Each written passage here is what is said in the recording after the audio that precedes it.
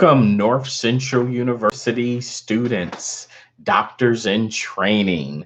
Welcome to DHA 7006 Health Law, Ethics, and Policy. My name is Dr. Dale Gooden. Please feel free to call me Dr. D.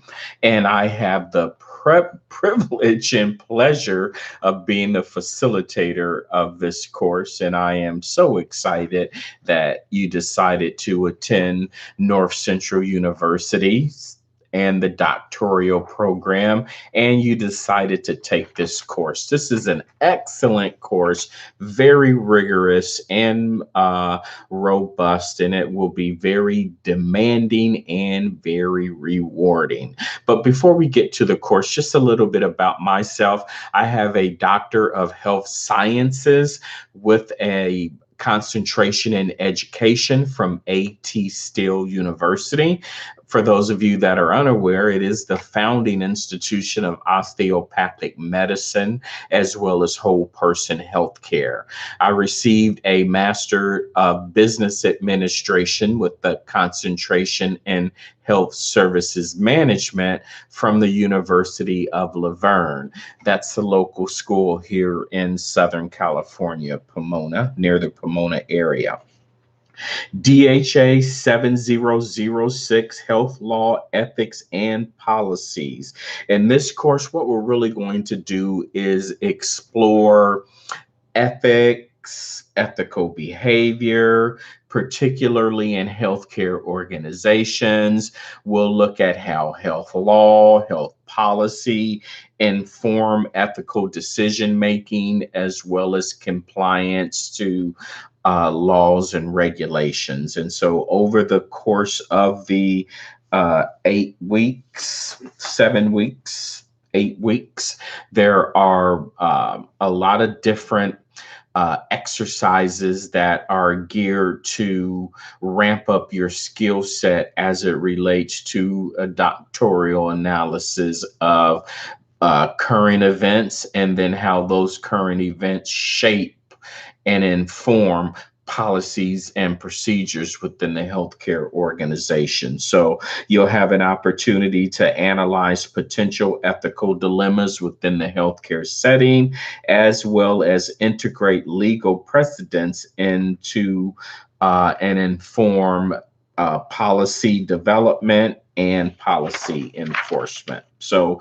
there is 8 weeks. There's an assignment in every week. And some of those, just to highlight some of the assignments, in week one, you'll have an opportunity to explain the decision-making process within an ethical dilemma. And certainly if you are in healthcare right now, or even just really a casual observer, you understand the environment as far as fraud, waste, and abuse, cybersecurity, ransom wares, right now, patient outcomes and reimbursements. There's all kinds of opportunities there for executive level leadership and executive level analysis in that area. You'll have an opportunity to critique and analyze cases that are specifically regarding healthcare, recommend strategies that are based on best practices from uh, external players, as well as informed by government, federal government, state, and local policies and procedures. You'll investigate licensure, certifications, and liabilities. You'll have an opportunity to discuss and analyze healthcare reform as well as compliance. And so, really, how the course breaks down is each week you'll have a series of assignments and reading that you'll need to do, and also supporting research that you'll need to do in order for you to accomplish the learning outcomes and then ultimately produce the deliverable. In some weeks, your deliverable will be a essay or some form of written deliverable, such as a memorandum or a checklist. And other weeks, it'll be video presentations or perhaps PowerPoint presentations. And so you'll get a really good opportunity in the mixed media, which is, the skill set, obviously, that you want to develop as you climb the track of not only getting your terminal degree, your professional doctorate degree, but many of you are climbing up the corporate ladder as well into the C-suite if you're not already there. And by the way, that C-suite stands for the um, Chief Executive Officer, Chief Nursing Officer, Chief Medical Information Officer, Chief Financial Officer. We collectively refer to that as the C-suite.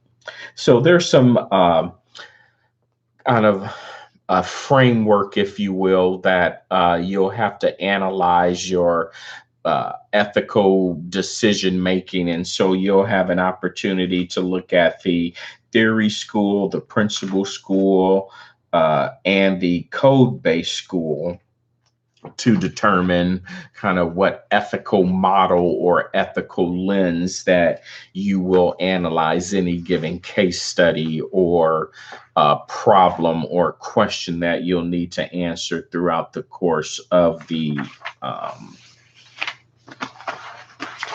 semester. Yeah, I think that's it. A couple of things here that I just want to concentrate on, because obviously you are in a doctoral program now. And so depending on where you are in the program will, kind of inform the way that you want to approach your analysis and your critique and your evaluation and ultimately recommendations in any given situation.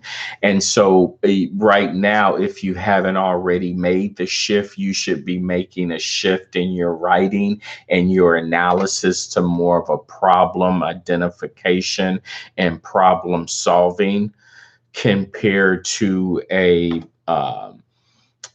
review of literature or inquiry based philosophy that you may have used in your graduate program, in your master's program.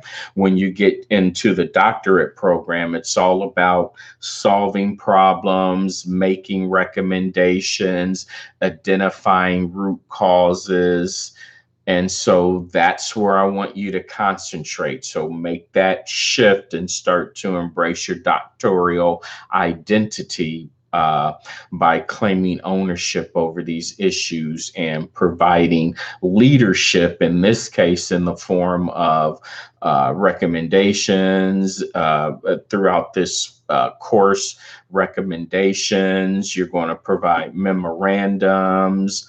You're going to be providing guidance to both the group that report up to you and the group that you report into as far as the board goes. And so really want you to embrace that. And then the final thing that I want to talk about is references. Obviously, your reputation and your credibility will be based on the information and the guidance and the leadership that you display. And so it's going to be very important for you, especially in the context of health law, ethics, and policy, but even in a broader context, that you're using good quality, solid, credible, scholarly references that are current, meaningful, and relevant to the subject matter. And so that may mean going beyond your comfort zone, getting back on the university's library and and other sources such as government sources, textbooks, and getting yourself some current references. And so I'm going to be looking at your references real hard to make sure that you are using references that are worthy for you to stake your reputation on as a doctor. So welcome to the course. Please reach out to me. I'm available from 7 a.m. to 7 p.m. Monday through Saturday. And of course, if you need to reach me on Sunday, please don't hesitate to reach out to me. I look forward to participating with you over the course of the semester, and I look forward to reading your deliverables and assisting you in becoming doctors.